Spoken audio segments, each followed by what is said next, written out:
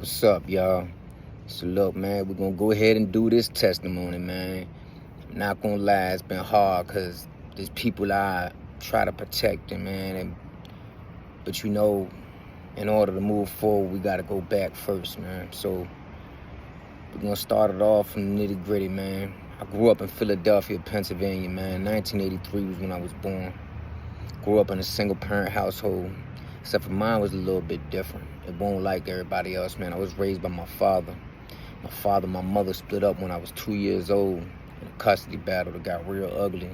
My father went and burnt down my mother's apartment and everything, man, make her look like an illegitimate mother, you know what I mean? So it was rough. That's just a little piece of it, man. My first words was no fronts and 8 balls. That should tell you right there, man. When I look back at that, it let me know, like, it's crazy. Like, man, was I just destined for prison of the grave? Like, that's how I felt my whole life. At 2 years old, man, when I was still with my moms, she was still trapping, selling drugs, man. And one of her customers got a couple of his homeboys, man, decided they was going to run down on him. Came in the house, home invasion style, trying to rob her, man. I was upstairs asleep in the crib. We had kerosene heaters in the house at the time. My mom won't give nothing up, man. They came in there masked up, tied her up, all that. And then they heard me crying. When they heard me crying, they ran up the steps, took some of the kerosene, man, started pouring it all around the room, threatening to burn me up. That's when my mom get her stuff up, man. I ain't even remember that story for real. My young mind must have processed it in another way, though, because I had some crazy type story that stayed in my head for years with that. I guess how I dealt with the trauma, right? I talked about that a little bit before. That's just, to give y'all a rundown on how things started for me, Not long after that is when the custody battle happened, and, I ended up getting taken by my father. My father was also a drug dealer and a drug user and was a bad alcoholic, man. But my dad was there, he raised me, man. But he was a bad alcoholic, man. He didn't even know how to be himself if he wasn't drunk. So after they didn't get me in the custody battle, I'm raised by my father. I used to go see my mother and visit her in some facility, man. It was like downtown Center City, Philadelphia, man. I used to go see her every other week or whatever. Be guards out there and, other kids with their families visiting their fathers. I'm over there visiting my moms, you know what I mean?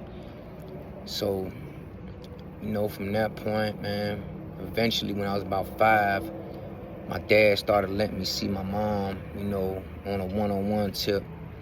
And I would go over there on the weekends, man. I love my mom, you know what I mean? I ain't never really get no time with my mom since I was 2. Would always be in the facilities. And so about that point in time, I started getting more visits with her and things got a little more loose. My daddy started letting me go to my grandma's, which is my mom's a little more frequently. And, things was getting a little more like I at least had a little more family there, man. But it was always like some type of something inside me, I think, from that, man. Like, I don't know if it was some abandonment stuff or what, you know what I mean? But it won't that my mom abandoned me, man. My dad just, you know what I'm saying? He was being how he was being. He won't let my mom see me, you know what I mean? And so, shortly after that, man, about 5, 6 is when I started like rumbling, you know what I mean?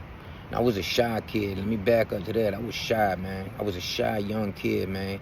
But at the same time I was shy, I was tough, man. So you can imagine the mental to come with that. Like, I won't handling nothing right, because I ain't know how to handle things with my mouth, man. So if anything got me mad or, or got me in my feelings, man, I was cracking you in your head. You know what I mean? From a very early age, man. And that traveled all the way up my whole life, man. I was just angry, man. I was an angry child, man. I was angry. I ain't know how to deal with myself. I ain't really understand myself, man. I was one of them kids that was very withdrawn. I ain't understand life or my purpose or, I didn't fit in nowhere. I always felt like I ain't belong. I always felt like I ain't belong on this earth, if I'm being really honest with y'all, man. Everywhere I was at, I felt like the outsider, the outcast, the black sheep. You know, the one that no one really paid attention to when I be in a scene. You know, I don't know if that did something in now, but I know it did now that I look back, you know what I mean? So, as I got older, around 9 years old, I started smoking cigarettes and drinking. 11 years old, when I started getting a little cheeks of the girls, you know what I mean? And I started smoking weed. And from that point, it seemed like everything just changed, man. I feel like that's when the demons came in my life. I feel like that's when everything shifted through drugs and lust. The weed and the drinking and all that shortly turned to Xanax, man. And, you know, I grew up in the inner city of Philadelphia, man. So, you know, I was already young and wild and rough and rumbling all the time. And I would go back and forth from South Philly to Southwest because most of my family still lived in South Philly. But my pop had moved me to Southwest. So I had to meet all new people out there and all that, you know what I mean? And once again, I ain't never fit in anyway. So here I go again, having to fit in over here too. So eventually, you know, I got in with a little clique of dudes, man, and you know, we was young, wild youngins out there, man. You know, we was young and wild, man. We did a lot of stuff, man. I was one of the first ones come out there with guns and bulletproof vests, and that was about the age of 13. 13, I came out there with a little Deuce 5 and a bulletproof vest, FBI issue bulletproof vest, man. Had issues, man, with some cats one day, man. I was bucking them down on my bike, man. I went and grabbed my little dyno, man. I got the gun on the handlebars, bucking their ass down on my bike, man. No lie. 13 years old, I was tripping, man. Started selling drugs around that time, too. Started off selling weed, Xanax. I had me a little Xanny connect, man. So I was the young boy out there with the Xannies. I'm selling with all the old heads and everything, man. You know, they love me just because I had the Xannies, man. Everybody did Xannies out there. When I did them Xannies, man, it was the first time I felt like myself. I remember that when I was young because I was always so shy, you know. And that just led to something else, man. I did them for so long, man. I had did so much I couldn't even remember, man. I would be blacking out and just doing wild stuff, man. I'll be doing wild stuff, y'all, like, you know, things that I seriously would have people coming to me the next day like, bro, you remember what you did yesterday, bro? Like, you was out here snapping, like, and I don't even remember none of it. It would be like, sometimes it would take numerous times for me to hear it, and I'd be like, dang, you right, I do remember that. Like, you know, and I was young, man, you know what I mean? Shortly after that, man, I started robbing people, man. You know, I would hit old heads up at the bars, wait on them, lay on them at bars. They come out stumbling. I'm putting a gun in their face. You know what I mean? I started doing that when I was around 14. You know what I mean? I would catch them out there. I wear the bandana on my face, flipped down and flipped up so I can see through it, but you can't even see my face. I wear a white bandana with a black scully on my head. You know? And I would hit the old heads coming up out the bar, 14 years old, smack them in their shit with a gun and rob them. And that led to what it led to. Between that and rumbling all the times, I was a little dude, man. You know, I was always short, but I was always scrapping, man. Always, since I was young, man. And next thing you know, I'm in and out of juvie. In and out of juvie, man. In and out of juvie. About 17 years old. By the time I was 17, man, I had been coming back and forth from Richmond to Philly, man. I'm taking weed and guns and back from Richmond, Virginia, and bringing coke back from Philly to Richmond, and, you know, and I had gotten some things with some of my homies out there in Philly around that time, man. We had caught some serious charges out there, man, and for me, I was always the one getting in trouble, man, and I was tired, man. I was already tired at 17. And at that time, man, I needed something different, man. I was already coming out here a lot, so I had an opportunity to bounce out, you know what I mean? Me and my pop had got to arguing, man. My papa had a liver transplant around that time, man. He was doing bad too, man. It's something that still to this day, you know, it's hard on me, man. Like, I be beating myself down for that, but, you know, it's nothing I can do about that now, man. You know, Jesus freed me of that, in all honesty, man. You know, I know my father good up there, and, you know, it's one of them things I just had to deal with, man. But it is something that I have regretted for a very long time. Me and my father was going at it when I was a teenager, man. You know, we started drinking again, and it was just, you know, I was on drugs. I'm selling drugs. I'm acting wild, you know what I mean? I remember one time, man, me and my one of my homeboys, I took him back out to Philly with me, man, and my father come in the room. We had left, but we already put the guns and the vests and the drugs all in the bed and everything. Put some stuff up in the ceiling boards, you know, in the drop ceiling. And somehow my pop knew where everything was at, man. I come in the room, he got everything laid on the table. Guns, vests, drugs. He's like, man, what are you doing, man? Why you need all this? You know what I mean? Matter of fact, at that time, I was 16 years old. I was 16 years old at that time, man. And actually I was 15, because I moved out here to Virginia when I was 17. And I had still stayed out there for a couple more years before I ended up leaving, man.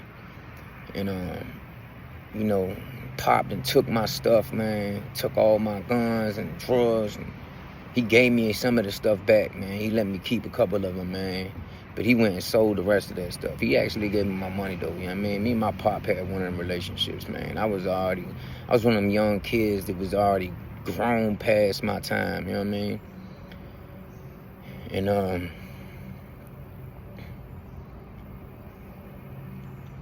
I ended up eventually getting in some mess out there, man.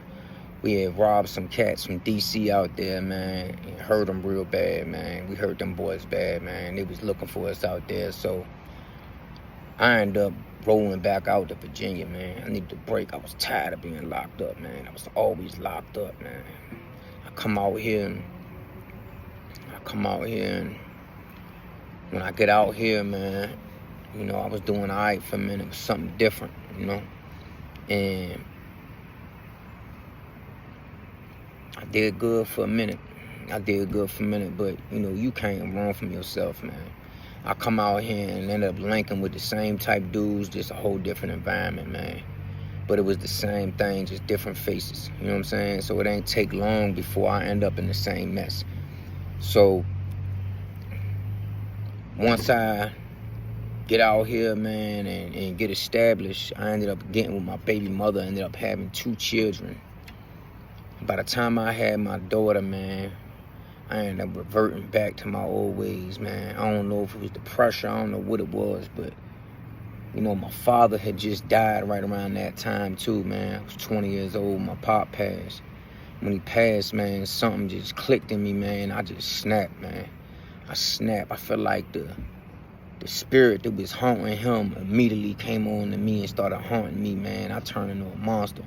I started traveling back to Philly, man, hunting people down.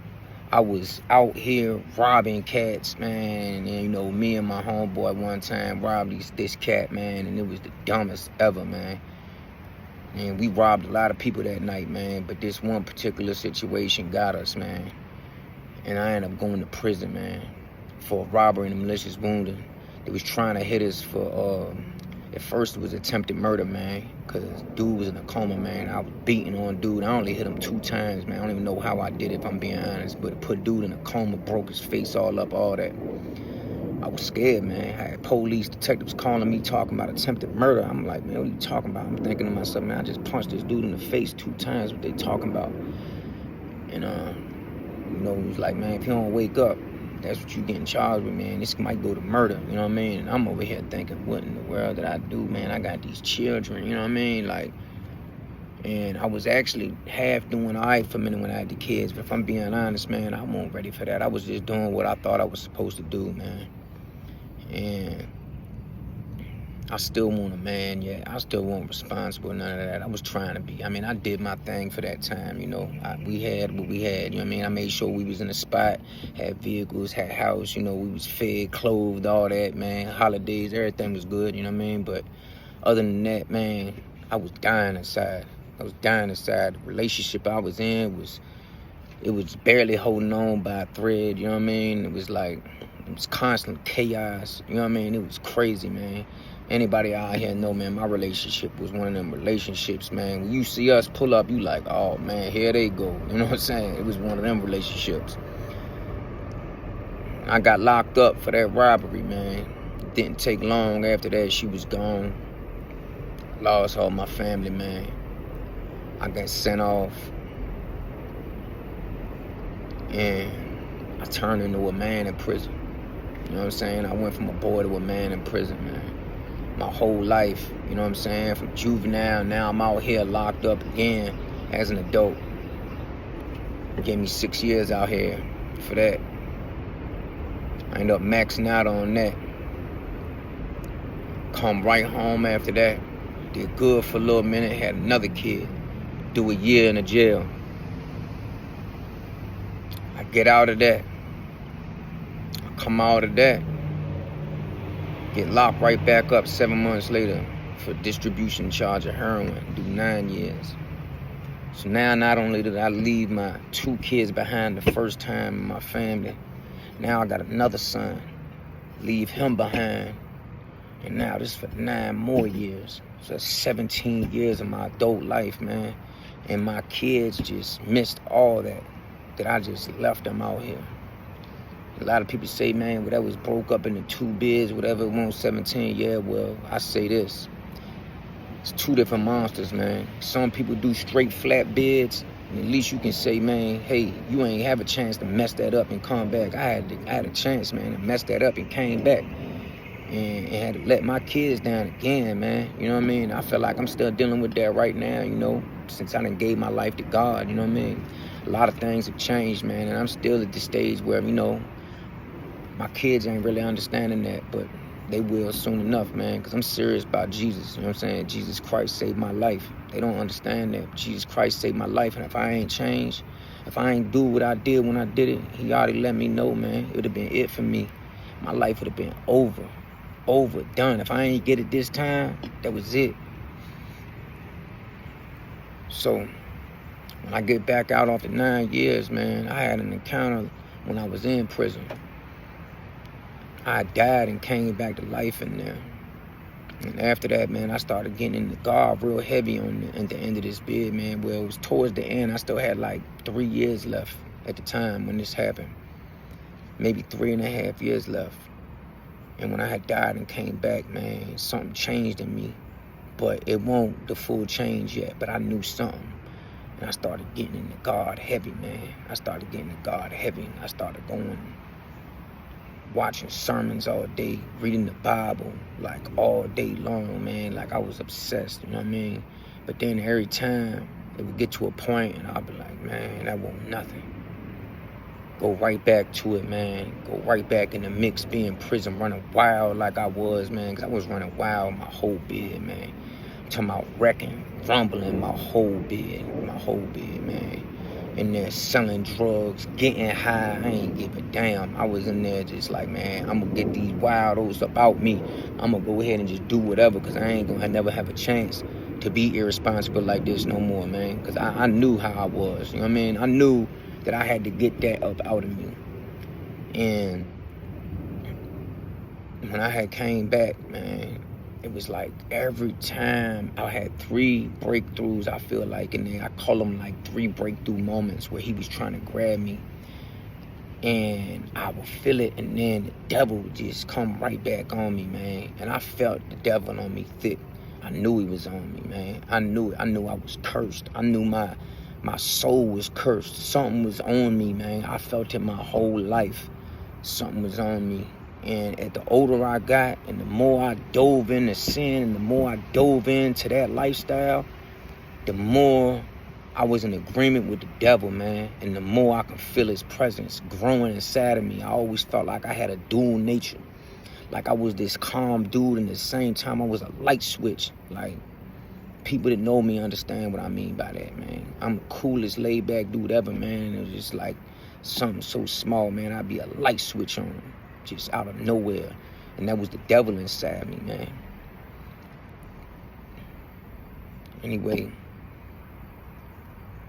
them breakthroughs kept happening, man. 3 different times, like I said, man, and then it would fade away. So right before I came home from prison, though, I left from the hole, man. I even left up out of there from the hole, man. I had already missed 4 release dates, running my release dates up in there, man. And at the end of my bid, man, they was trying to take another year from me, man. I got into some more mess, man. They trying to take a whole year from me, and I got 30 days left. I'm sitting there with 30 days left off a 9-year flat bid. And now I'm fighting a year charge in here. Like, they're going to take another year off me. Man, I couldn't believe it, man. I'm sitting in that hole going, man, I cannot believe this is what I'm dealing with right now. Like, how do I even tell my people this? I ain't tell my mom. They didn't even know that. Like, barely anybody knew what was going on when I was in that hole. I couldn't tell them that while I was sitting back there.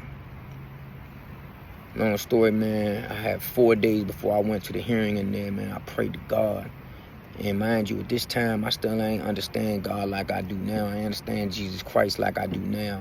I understood it in kind of a new age way, man. I can do what I want kind of way, you know what I mean? So it still won't, you know, my prayer got answered nonetheless, because I didn't believe fully in my heart God knew where he was taking me. But in all honesty, man, I ain't have it right yet. But I prayed to God with a genuine, pure heart. And I told him, I said, Lord, I said, man, if please, man, I know you gave me a gift. I'm saying, please don't let it be in here where I got to use it. I know you gave me this gift to be used and to help people and to reach people for your glory, but please don't let it be in here. But if it have to be, I'm going to do it, and I'll do it grateful. I'll do it grateful, and I'll do it with honor. I said, I'm begging you, I don't want it to be behind these walls. And there's something about that prayer, man. There's something about that prayer, man. I was real adamant, like, man, I need to be free. If you let me be a free man, I'm going to go out here and I'm going to do what you call me to do. Sure enough, man, I go in the hearing 4 days later. Man, the hearings officer even coached me through the joint, covering the microphone, telling me what to say so I can get out of there, because he knew the charges was crazy. Boom, found me not guilty. 4 days later, I'm out the door. Boom, I'm out here. But at that time, I was chasing music in my life real heavy, right? I mean, I was obsessed, man, writing 5 songs a day sometimes, 4 songs, 3 songs, just 2 songs one day. I might go back writing 5 again the next day, coming out my sleep, writing hooks on my hand. Like, that's how obsessed I was with the music. And then when I came home, I was still chasing the music, you know what I mean? Almost like I forgot about God all over again. And then at one point, man, something happened. I remember standing in my yard, man, and I felt something come over me. So strong, I can't explain it. Something came over my whole body, and just, like, I felt my body just energized. Like, I felt my skin turn red. It was so crazy. Like, I can't explain it, y'all. But something happened in me that day, and I knew I wasn't going to be the same even then. But yet, I still ain't know what was going on, right? So, right about that time, I started having a lot of strange things happen across the internet, like witches coming at me and all types of things like that, the Illuminati coming at me, all that. And, man, I want nobody, so I'm like, why is the Illuminati even thinking about me? I'm thinking it's scam type stuff, all that. I got it all documented in my phone, man. I got all types of stuff documented, man. I've been documenting for the past year and some change now because of all the wild stuff that's been happening around me. I got things documented in my phone, man, blow your mind. So, anyway, man, I was seeking God wrong. Yo, I ain't gonna lie, man. I was looking at the tarot cards and, you know, new age stuff. You know what I'm saying? Like, spells, all that, man. I believe I opened some doors up, man. I opened some doors up. Next thing you know, my homeboy leaving for Florida. When he leaving for Florida, I asked him, can I go with him? He's like, man, I don't know if you can stay where I'm at. I was like, man, I don't care nothing about that, bro. Just get me out there. I knew I had to go on a spiritual journey. It was like something was calling me. I don't know what it was, but I just felt it, man. Felt my spirit telling me to go to Florida. I went out there. As I'm out there, the people that would still hit me up with the witches that was at me and everything, man, they kept trying to get me to do this spell, man. And I did 2 of them. And then the third one, man, felt wrong. And it was promising me everything, man. First, it was telling me I was cursed. And telling me how they can get it up off me. It was a generational curse and all this. But I already knew I was cursed, y'all. And it was more to this than that. Like, there was things they was saying about me that ain't nobody should know. And by the time I got to Florida was when they wanted to do the last one.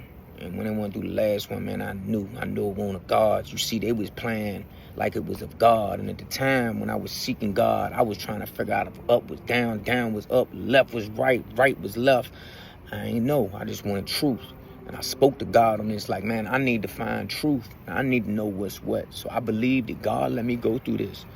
And I also believe he took his hand off me, took his protection off me for a minute because of what happened to me in Florida. When I got out there, let me backtrack. I never did that third spell. I didn't like it. It was promising me everlasting life, talking about I could have anything I want, all the money in the world, women, fame, fortune, all that, man. Cars, all that, houses, all that, man. It just didn't seem right to me, and I turned it down. They kept on at me. Why don't you just let me do this? Let me put this everlasting smile on your face and blah, blah, blah, blah. Started trying to link me with Illuminati and all that, man. It got crazy, right? So then, while I'm out in Florida, I go out to Florida, my homeboy. While I'm out there, man, I go on this journey on the beach, man, on like a spiritual journey, y'all. I walk from like Clearwater, Florida, through Largo, through St. Petersburg, and I'm staying on the beach, like just connecting with God, trying to figure myself out, figure life out. And it was just a lot of crazy things happening around me, man. But I felt the demons on me, man. I knew the demons was on me. You could see it in my face. You could see it all over me, man. You can hear it in my music. You know, the way I talked, it was just on me, y'all. Even when I talk about this, like, I'm sure y'all can see the difference in my energy because it brings up strange feelings in me. It's probably why it took so long for me to really talk about this in depth, if I'm being honest, man. That part of my life, man, was just wild, man. And listen, I'm 42 years old. I done lived a wild life, a more wild life than most. And I'm going to tell you, the last year and some change in my life since I've been home, the spiritual and demonic attack and things that I went through like that ain't nothing compared to that. It was the most insane things I ever had to wrap my head around in my life, like in my life. When I went out there, man, I ended up walking through a crossroads, man, spiritually and physically.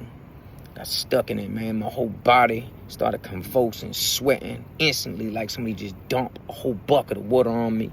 And I'm talking about, man, tears just running down my face. I'm talking about uncontrollably, man.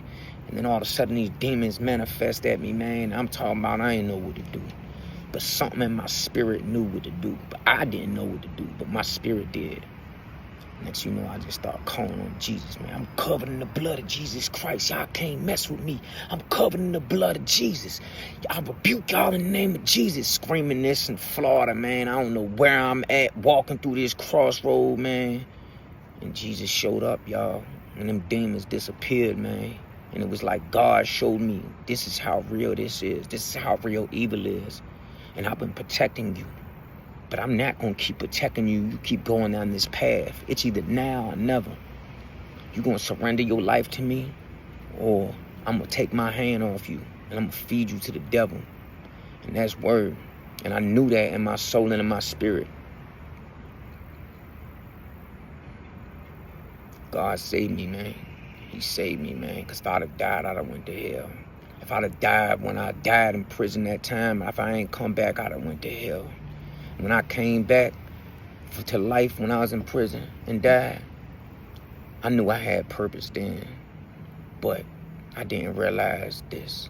If I'd have died also, not only did he spare me and show me I had purpose, he spared me from going and spending my eternity in hell. Jesus Christ is real, y'all. Jesus Christ saved me. He is real. I've experienced him. I've witnessed him. He has came into my life and breathed life through me so that I can bring glory to his name and bring others to him and back to the Father, man. And I told him I would, and that's what I'm out here doing now. And let me get back to what I was saying. So, even another day after that crossroads experience, I had one more, because I was still chasing women. When he grabbed me, I was still chasing women, still doing drugs, drinking, hitting the clubs, strip clubs, all that, still chasing my music, all that. And I had another experience the next day with two women, man. Just so happened to be some witches. I'm in Florida, they just so happened to be from Philly. Yeah, I didn't know they was witches at first, till I get back to the house with them. And sure enough, they start telling me the same things the ones that was telling me on the internet and on the phone before I left. Like as if they followed me, had some tracker on me or something. But now that I'm spiritually aware and awake, I understand what was happening then. And for those that don't know, it's deeper than what most people think, man. The spirit realm is the real realm. This just the expression of that. It all starts there. So after I had that second experience, man, and I knew it was wild. It felt like a Sodom and Gomorrah experience. It was questioning me, see if I was good, if I was worth sparing, and it was some wild stuff, man. Like the conversations was so crazy, man. Between them telling me about my life, my past, my future, even solidified it to a certain degree. Like if I ain't get this right, like I had just told y'all, it was it for me. It was it. But I already knew this. They were saying it in a different sense of it. God put it on my heart in one sense. They gave it to me in another sense. The one was claiming she was Shiva. If y'all know who that is, that's a Hindu god. But look, I don't know what it was, but I'm gonna tell y'all this. The chick started glowing from her shoulders, from here to here, with this crazy bluish glow that I couldn't explain. When I asked her, I was like, yo, I legit was like, yo, why you glowing like that? She legit answered me like, man, I just told you. She tried to tell me she was God. Prior to that, she was circling around me, telling me all this death, destruction, and all this other stuff, and sacrifice, and I ain't gonna make it out of there. What make me think I'm gonna make it out of there? This, that, and other thousands that came and thousands never left, and all this. And I'm like, man, what in the world, man? I'm not even getting to the nitty-gritty details, because it's too deep and crazy. I ain't trying to get into all that, man, and relive that. Anyway, man, it was so real, man. I had told my homeboy who was with me that night, man. I said, bro, come here, I gotta holler at you. I said, man, you gotta leave, bro. He's like, why? I said, man, listen, bro, I can't be responsible for your life. Because when she was doing that, circling around me, man, I was ready to lay my life down for humanity, and that's real. I don't even know where it came from me, man, but I felt like if I did that, maybe I can pay a penalty. And it was something maybe I had to face in the spirit, I don't know. And I'm sure this sounds crazy to y'all, but this just what it is, man. If I'm gonna give my testimony, I'm gonna give it to y'all real. This what happened. And it's also why it's been so hard for me throughout this journey with God, because my experience ain't normal, man. It ain't what most go through when they have a come to Jesus moment. Like for me, this was like insane. And like, how do I explain that? How do I talk to people about that without them thinking I'm going crazy? Which they did, which I had to stand strong in what I believe and know, because I knew that they're gonna think I'm crazy till they don't. Once they see how real I am with Jesus and how I transformed my life and gave my life to Jesus, they ain't gonna have no choice. So I just stuck to it, man. And slowly but surely, people start coming around. They see the transformation. They see what it is, you know what I mean? And y'all can probably see as I'm talking about this, man, it's a little hard to talk about, get my energy a little off, you know what I mean? So I apologize for that, because I don't like bringing bad energy, y'all. But I gotta tell it, you know what I'm saying? So anyway, I tell him like, man, you gotta leave, bro. Like, I can't be responsible for your life. He's like, bro, come on, Philly, man. Come on, man. Stop talking crazy, man. If that's the case, man, come with me, bro. And I'm like, bro, nah, I gotta face this, man. I gotta face this, bro. You got to go. And I'm thinking he think I'm cock blocking or something. But, you know, I'm like, bro, you gotta go. And he understood. I told him the next day when I made it out of there, you know what I mean? He understood what it was. So he ended up leaving, you know what I mean? A lot of crazy stuff, conversations and all types of other stuff happened after that, man. They kept putting some type of fluid, the flammable fluid around me, all types of stuff, man. I'm telling you, they was trying to burn me up or something. I don't know what was going on there, man. It was some type of demonic stuff going on over there, but long story short, man, I made it out of there, but not before they cut off a piece of my hair. Well, it got ripped off in the tub when I was washing my hair out. The chick was trying to braid my hair, and the piece of my hair got caught up in the faucet of the tub, man. Ripped the whole chunk out, man. I swear that was something to that right there, man. Anyway, after I get up out of there, I had one more demonic experience at my man's house, man. And that's when things started changing after that, man.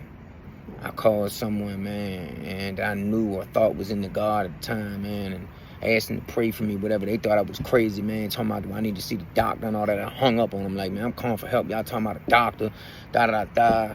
Anyway, they called back, say like, all right, you know, I'm going to help you, whatever, man. I'm like, look, this is what it is, da-da-da-da. They start praying for me, man. I feel that the presence go away. I don't know what happened, but I felt it go away for that time being. And the next morning, man, I got saved, man. On August 12th, I got saved, gave my life to Christ. From that moment on, man, things been different, you know. And for those that ain't gave their life to Christ yet, just know this, man. It won't like this for me. He had to work things out of me, man, because what was in me was deep. What was in me was deep, man. The demons that lived in me was deep. I've been harboring them my whole life, so it won't go, just gonna go like this. You're gonna quit this and that, all like that. Some people it's like that. For me, it won't. For me, he had to show me because I've been running from me. You know, I faced everything else in life. I'll go at things and I won't afraid of confrontation, physical confrontation. But if I'm being real, like pain and all that, I ran from that. I ain't want to feel it. That's why I got high. That's why I got drunk. Did other things. I want to feel the pain. I don't want to feel the pain, man. I ran from the pain. So, yeah. Anyway, I got saved, man.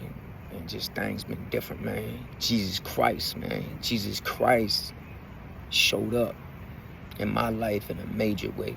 Changed everything for me, man. Slowly but surely, man, I just got obsessed with Jesus, man.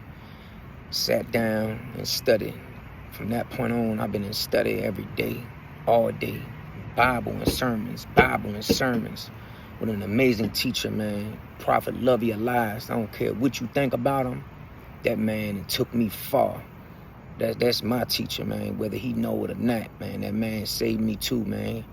He helped me understand a lot what was going on with me, man. Between him and the Holy Spirit and Jesus Christ himself. You know, really helped me get far in this. And every day I be in this Bible and watching my sermons, man. Every day. You know, even another one that everybody hate on, old Steve Furtick. That's the one that got me in the door. So I don't hate on him neither, man. Another man of God, man. You can't, everybody out there hating on these men and women of God, man. Y'all wrong for that. Y'all wrong for that, man. Christians got to tighten up with all that, man. You know, man got me in the door, man. I'm going to say that. Yeah. I got to give credit where credit due. And from that time on, man, I just been deep diving in this, man. And one thing after another, Jesus Christ worked out of me. I mean, worked out of me, man. I remember in the beginning, I was so ecstatic, man. Once I felt that spirit come in me, I want to go out and help everybody. I ain't even had no money, man, but I can cut hair. So I went out and start cutting homeless people hair. But, you know, I did that, and then I got people start helping me donate some stuff and all that, man. Hygiene items and clothes items and all that. And, you know, it lasted about 3 weeks, almost above. And God sat me back down like, man, you ain't out the fire yet. Sit yourself down before you get pulled back in. And you ain't ready to be teaching nobody, helping nobody, nothing yet, man. So he sat me back down for about another year. But boy, in that year, he put me to work.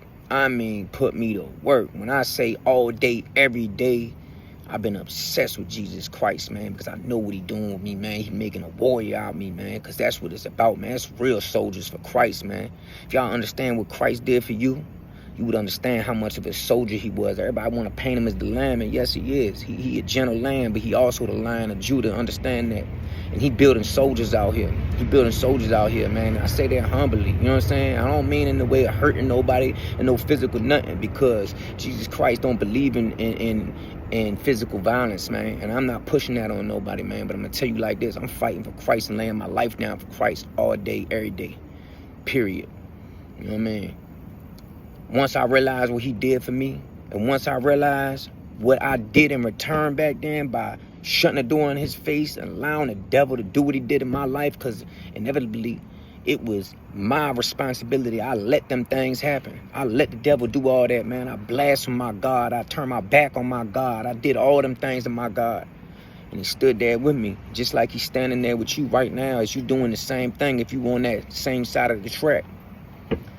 Just know, he love you more than anybody who will ever love you in this world, man. He's the one that loved you first, knew you first. He grabbed me from the pits of hell. Loved me when I ain't loved myself. Held me when nobody else would. Picked me up when ain't nobody else was there. Don't nobody understand why I go hard from the way I do right now. But that ain't for everybody to understand. What's for everybody to understand is he'll grab you right where you at. He'll grab you right where you at, man. And so I feel it my duty to come out here, and it's an honor to come out here and rep for Christ and spread the gospel and spread the word. I go out in the hoods. I go out into the homeless people. I go out by myself and do this.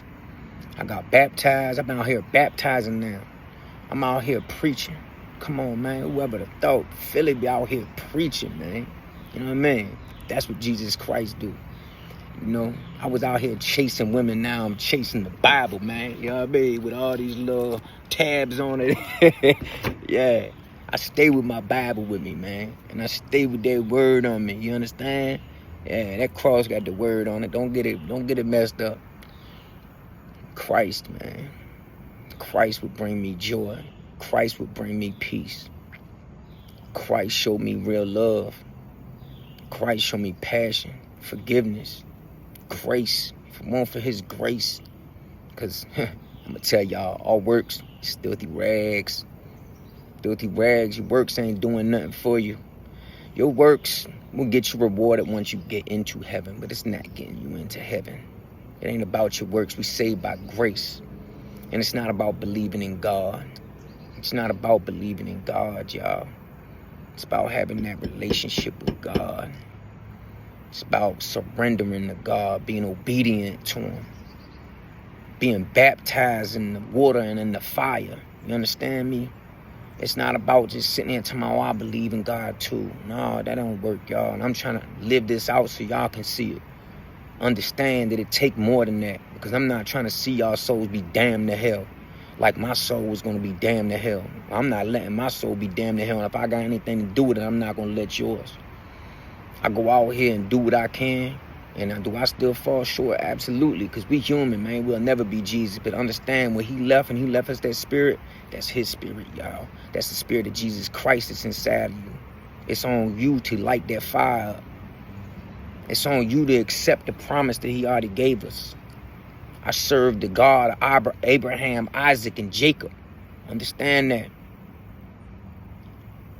He is real, and he loves you.